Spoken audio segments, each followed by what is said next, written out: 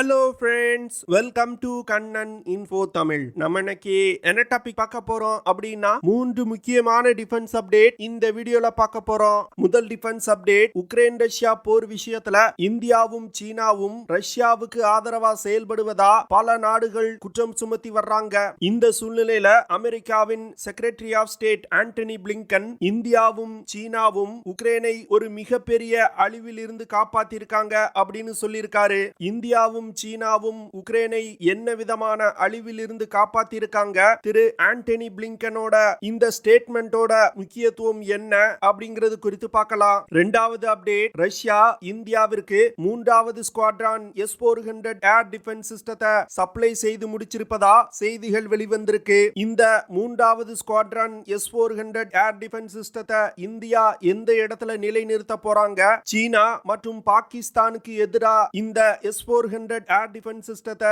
India எப்படி பயன்படுத்த போறாங்க அப்படிங்கிறது குறித்து பார்க்கலாம். மூன்றாவது அப்டேட், சமீபத்தில் பேட்டியளித்த DRDO சேர்மன் சதீஷ் ரெட்டி அவர்கள் இந்தியாவுடைய மிசைல் புரோகிராம்கள் குறித்து பல முக்கியமான விஷயங்களை சொல்லியிருக்காரு. அது மட்டும் இல்லாம வல்லரசு நாடுகளின் சதியையும் மீறி இந்தியா எப்படி மிசைல் தொழில்நுட்பத்துல சிறந்து விளங்குறாங்க அப்படிங்கிற விஷயத்தையும் சொல்லியிருக்காரு. அந்த விஷயங்கள் என்ன அப்படிங்கிறது குறித்து நம்ம டீடைலா இந்த வீடியோல பார்க்கலாம். நம்ம சேனல்ல டிஃபென்ஸ் மற்றும் ஜியோபாலிட்டிக்ஸ் சம்பந்தமா தினம் ஒரு வீடியோ பப்ளிஷ் பண்ணிட்டு இருக்கோம். உங்களுக்கு நம்ம சேனல்ல பப்ளிஷ் பண்ற வீடியோஸ் பிடிச்சிருந்துச்சுன்னா சேனலை சப்ஸ்கிரைப் பண்ணி சப்போர்ட் பண்ணுங்க. நீங்க பண்ற ஒவ்வொரு சப்ஸ்கிரிப்ஷனும் எனக்கு அடுத்தடுத்த வீடியோஸ் போடுறதுக்கு ஒரு மோட்டிவேஷனா இருக்கும். சமீபத்தில் பேட்டியளித்த US secretary of state Antony Blinken அவர்கள் உக்ரைன் ரஷ்யா போர் குறித்து பல முக்கியமான விஷயங்களை வெளியிட்டிருக்காரு. அதாவது ரஷ்யா உக்ரைனை தாக்கிய பிறகு உக்ரைன் ரஷ்யாவுக்கு எதிராக ஒரு கவுண்டர் அஃபென்சிவ் ஆபரேஷனை போன வருடத்தோட தொடக்கத்துல தொடங்கினாங்க. இதனை தொடர்ந்து உக்ரைனுக்கு பதிலடி கொடுக்கும் விதமா ரஷ்யா அணு ஆயுதங்களை பயன்படுத்த இருந்தாங்க அப்படின்னு அவர் ஒரு அதிர்ச்சிகரமான தகவலை சொல்லியிருக்காரு. அது மட்டும் இல்லாம ரஷ்யாவை உக்ரைன் மீது அணு ஆயுத தாக்குதல் நடத்தாமல் தடுப்பதற்கு சீனா மற்றும் இந்தியாவின் உதவியை நாடியதா அவர் சொல்லியிருக்காரு. சீனாவும் இந்தியாவும் உக்ரைன் மீது அணு ஆயுத தாக்குதல் நடத்தும் ரஷ்யாவின் திட்டத்திற்கு தங்களுடைய கடுமையான எதிர்ப்பை புட்டின் அவர்களிடம் பதிவு செஞ்சதாகவும் அதற்கு பிறகு புட்டின் உக்ரைன் மீது அணு ஆயுத தாக்குதல் நடத்தும் திட்டத்தை கைவிட்டதா அவர் சொல்லியிருக்காரு. தற்போதைய நிலையில் ரஷ்யாவிடம் பேசக்கூடிய வெகு சில நாடுகள்ல சீனாவும் இந்தியாவும் மிகவும் ஒரு முக்கியமான நாடுகள். இந்த இரண்டு நாடுகளும் ரஷ்யாவுடன் பல வருடங்களா நல்ல உறவை பேணி காத்து வர்றாங்க.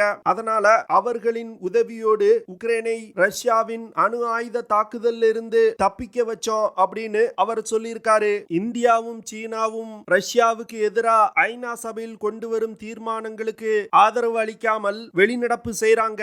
ஆனா அவர்களும் உக்ரைன்ல நடக்கக்கூடிய யுத்தத்துக்கு எதிராக ரஷ்யாவுடன் பேச்சுவார்த்தை நடத்திட்டு இருக்காங்க அப்படின்னு அவர் சொல்லியிருக்காரு. மேற்கத்திய நாடுகள் மற்றும் அமெரிக்காவால் ரஷ்யாவை சமாளிக்க முடியாம சீனா மற்றும் இந்தியாவிடம் உதவி கேட்டிருக்காங்க. அதனால வரும் காலத்துல உக்ரைன் ரஷ்யா போரை முடிவுக்கு கொண்டு வருவதில் இந்த இரு நாடுகளும் ஒரு முக்கியமான ரோலை பிளே பண்ணுவாங்க அப்படின்னு டிஃபென்ஸ் எக்ஸ்பர்ட் சொல்றாங்க. அடுத்த அப்டேட், இந்தியா ரஷ்யாவிடம் இருந்து 35,000 கோடி ரூபாய் செலவுல 5 ஸ்குவாட்ரான் S-400 ஏர் டிஃபென்ஸ் சிஸ்டத்தை வாங்கியிருக்காங்க. இதற்கான ஒப்பந்தம் 2018 வருடம் போடப்பட்டது. இந்த ஒப்பந்தத்தின்படி ரஷ்யா இதுவரைக்கும் 2 ஸ்குவாட்ரான் S-400 ஏர் டிஃபென்ஸ் சிஸ்டத்தை இந்தியாவிற்கு சப்ளை செஞ்சிருக்காங்க. இதனை தொடர்ந்து 3வது ஸ்குவாட்ரான் S-400 ஏர் டிஃபென்ஸ் சிஸ்டத்தை சமீபத்துல ரஷ்யா சப்ளை செஞ்சு முடிச்சிருக்காங்க. இந்தியாவுக்கு முதல்ல சப்ளை செய்த S-400 ஏர் டிஃபென்ஸ் சிஸ்டத்தை பாகிஸ்தான் மற்றும் சீன எல்லைக்கு அருகில் உள்ள பட்டான்கோட் பகுதியில இந்தியா டிப்ளாய் செஞ்சிருக்காங்க. இதன் மூலமா லடாக், ஹிமாச்சல் பிரதேஷ், உத்தரகாண்ட் போன்ற பகுதிகளை சீனாவின் மிசைல் தாக்குதல்ல இருந்தும், ஜம்மு அண்ட் காஷ்மீர் மற்றும் பஞ்சாப் பகுதிகளை பாகிஸ்தானின் மிசைல் தாக்குதல் மற்றும் விமான தாக்குதல்ல இருந்தும் இந்தியாவால் பாதுகாக்க முடியும். இதனை தொடர்ந்து ரஷ்யா சப்ளை செய்த 2வது S-400 ஏர் டிஃபென்ஸ் சிஸ்டத்தை வெஸ்ட் பெங்கால் மாநிலத்துக்கு அருகில் உள்ள சிலிகுரி காரிடோர் பகுதியில இந்தியா டிப்ளாய் செஞ்சிருக்காங்க. இந்த 2 இடங்கள்லையும் டிப்ளாய் செய்யப்பட்டிருக்க ஏர் டிஃபென்ஸ் சிஸ்டங்களை இயக்குறதுக்கு இந்திய விமானப்படை வீரர்கள் ரஷ்யாவிற்கு சென்று ஏற்கனவே பயிற்சி எடுத்திருக்காங்க. அதனால உடனே அந்த வீரர்கள் இந்த பகுதிகளில் பணியமர்த்தப்பட்டிருக்காங்க. சீனா பலவிதமான மிசைல் சிஸ்டங்களை டெவலப் செஞ்சு வச்சிருக்காங்க. அது மட்டும் இல்லாம அந்த அந்த மிசைல்களை பயன்படுத்துவதற்கு ராக்கெட் போர்ஸ் அப்படிங்கிற ஒரு தனி படையணியையே சீனா உருவாக்கி இருக்காங்க. அடுத்து பாகிஸ்தான் சீனாவிடமிருந்து மிசைல்களை வாங்கி இந்தியாவுக்கு எதிராக எல்லை பகுதியில் டிப்ளாய் செஞ்சிருக்காங்க. அதனால ஒரு யுத்த நேரத்தில் சீனா மற்றும் பாகிஸ்தான் இணைந்து இந்தியா மீது மிசைல் தாக்குதல் நடத்துவதற்கு முயற்சி செய்வாங்க. இதனை தடுப்பதற்காக தான் இந்தியா S-400 ஏர் டிஃபென்ஸ் சிஸ்டத்தை ரஷ்யாவிடமிருந்து வாங்கியிருக்காங்க. சீனா ரஷ்யாவிடமிருந்து ஏற்கனவே S-400 ஏர் டிஃபென்ஸ் சிஸ்டத்தை வாங்கி இந்திய எல்லையில நிலைநிறுத்தி இருக்காங்க.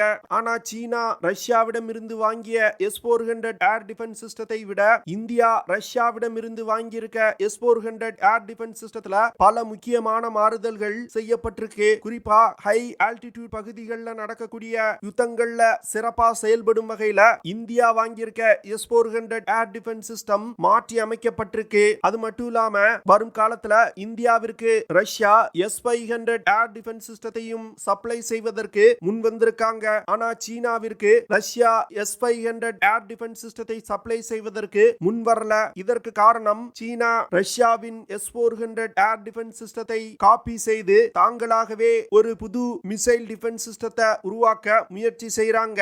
இதன் காரணமா ரஷ்யா சீனாவிற்கு S-500 ஏர் டிஃபென்ஸ் சிஸ்டத்தை கொடுப்பதற்கு மறுத்துட்டாங்க. தற்போது இந்தியாவுக்கு வந்திருக்க 3வது ஸ்குவாட்ரான் S-400 ஏர் டிஃபென்ஸ் சிஸ்டத்தை பாகிஸ்தான் எல்லையில இந்தியா நிலைநிறுத்த போறாங்க. அதுவும் குறிப்பா பஞ்சாப் மற்றும் நார்த்தன் ராஜஸ்தான் பகுதிகளை பாதுகாக்கும் வகையில இந்த 3வது ஸ்குவாட்ரான் S-400 ஏர் டிஃபென்ஸ் சிஸ்டங்கள் நிலைநிறுத்தப்பட உள்ளது. ஒரு S-400 ஏர் டிஃபென்ஸ் ஸ்குவாட்ரான்ல 16 வெஹிக்கிள்கள் இருக்கும். இந்த 16 வெஹிக்கிள்கள்ல மிசைல் லான்ச்சர்கள், ரடார் சிஸ்டங்கள், கமாண்ட் அண்ட் கண்ட்ரோல் ஸ்டேஷன் போன்ற பல சிஸ்டங்கள் இருக்கும். இது போன்ற பல சிஸ்டங்கள் ஒருங்கிணைக்கப்பட்டதுதான் இந்த S-400 air defence system. S-400 air defence சிஸ்டத்துல உள்ள ரடார்கள்னால 500 கிலோமீட்டர் தூரத்துல உள்ள போர் விமானங்கள், மிசைல்ஸ், ட்ரோன்ஸ் போன்ற பல்வேறு விதமான ஏரியல் டார்கெட்டுகளை கண்டுபிடிக்க முடியும். கண்டுபிடிக்கப்படும் டார்கெட்டுகளை தொடர்ந்து ட்ராக் செய்ய முடியும். அது மட்டும் இல்லாம S-400 ஏர் டிஃபென்ஸ் சிஸ்டத்தினால 400 கிலோமீட்டர் தூரத்துல உள்ள ஏரியல் டார்கெட்டுகளை மிக துல்லியமா தாக்க முடியும். குறிப்பா சொல்லணும் அப்படின்னா இந்திய எல்லையில நிலைநிறுத்தப்பட்டிருக்க S-400 ஏர் டிஃபென்ஸ் சிஸ்டம் சீன மற்றும் பாகிஸ்தான் பகுதிகளில் டேக் ஆஃப் மற்றும் லேண்டிங் ஆகக்கூடிய விமானங்களை கண்காணிக்கும். அந்த விமானங்கள் இந்திய எல்லைக்குள் நுழையும் பொழுது S-400 ஏர் டிஃபென்ஸ் சிஸ்டத்தோட கமாண்ட் சென்டர்ல இருந்து கட்டளை பிறப்பிக்கப்படும். உடனே சீன மற்றும் பாகிஸ்தான் விமானங்கள் 400 கிலோமீட்டர் தொலைவில் இருக்கும் பொழுதே தாக்கி அழிக்கப்படும். இது இந்தியாவிற்கு ஸ்ட்ராட்டஜிக்கலா ஒரு மிகப்பெரிய அட்வான்டேஜ் கொடுத்திருக்கு. இதன் காரணமா சீன மற்றும் பாகிஸ்தான் பகுதிகளில் ட்ரோன் மற்றும் விமானங்களின் நடமாட்டத்தை கண்காணிக்க முடியும். அதே வேளையில இந்தியா மீது மிசைல்கள் ஏவப்பட்டால் அந்த மிசைல்களையும் S-400 ஏர் டிஃபென்ஸ் சிஸ்டம் இடைமறித்து தாக்கும். இந்தியா S-400 ஏர் டிஃபென்ஸ் சிஸ்டங்களோடு இணைத்து ஆகாஷ் ஏர் டிஃபென்ஸ் சிஸ்டம், இந்திய இஸ்ரேல் கூட்டு தயாரிப்பான MRSAM மிசைல்கள் போன்ற மீடியம் ரேஞ்ச் ஏர் டிஃபென்ஸ் சிஸ்டங்களை பயன்படுத்தி வந்துகிட்டு இருக்காங்க. இந்த 2 சிஸ்டங்களோடு S-400 ஏர் டிஃபென்ஸ் சிஸ்டம் இணையும் பொழுது இந்தியா மீது எந்த நாட்டாலும் வான்வழியா ஒரு தாக்குதல் நடத்தவே முடியாது. ரஷ்யா 2023வது வருடம் முடிவடைவதற்குள் இந்தியாவிற்கு 5 ஸ்குவாட்ரான் S-400 ஏர் டிஃபென்ஸ் சிஸ்டத்தையும் சப்ளை செய்து முடிக்க திட்டமிட்டிருக்காங்க. இதன் மூலமா வரும் காலத்துல இந்தியா மீது எந்த நாடும் தாக்குதல் நடத்த முடியாத நிலை ஏற்படும். அடுத்த அப்டேட், சமீபத்தில் பேட்டியளித்த DRDO சீஃப் சதீஷ் ரெட்டி அவர்கள் இந்தியாவின் மிசைல் திட்டங்கள் குறித்து பல விஷயங்களை சொல்லியிருக்காரு. உக்ரைன் ரஷ்யா போரை முடிவுக்கு கொண்டு வருவதற்கு மேற்கத்திய நாடுகள் மற்றும் அமெரிக்கா இந்தியாவின் உதவியை நாடுறாங்க. ஆனா 1988 மற்றும் 89ல இந்தியா பிருத்திவி மற்றும் அக்னி மிசைல்களை சோதித்தவுடன் இந்தியா மீது பல தடைகள் விதிக்கப்பட்டது. குறிப்பா மிசைல் டெக்னாலஜி கண்ட்ரோல் ரெஜிம் அப்படிங்கிற அமைப்பு இந்தியாவிற்கு ராணுவ உபகரணங்களை மேற்கத்திய நாடுகள் மற்றும் அமெரிக்கா ஏற்றுமதி செய்வதை தடை செஞ்சாங்க. இந்த மிசைல் டெக்னாலஜி கண்ட்ரோல் ரெஜிம் அமைப்புல France, Canada, Germany, Italy, Japan, UK, America போன்ற பல நாடுகள் மெம்பரா இருக்காங்க. இந்த நாடுகள் அனைத்தும் ஒருங்கிணைந்துதான் இந்தியா மீது பல தடைகளை விதிச்சாங்க. இதனால இந்தியாவிற்கு மிசைல்களை உருவாக்குவதற்கு தேவையான முக்கியமான தொழில்நுட்பங்கள் கிடைப்பதுல தடை ஏற்பட்டது. இதனை தொடர்ந்து DRDO integrated guided missile development program அப்படிங்கிற திட்டத்தை கையில் எடுத்து செயல்படுத்த ஆரம்பிச்சாங்க. இந்த திட்டத்தோட தலைமை அதிகாரியா திரு அப்துல் கலாம் அவர்கள் நியமிக்கப்பட்டாங்க.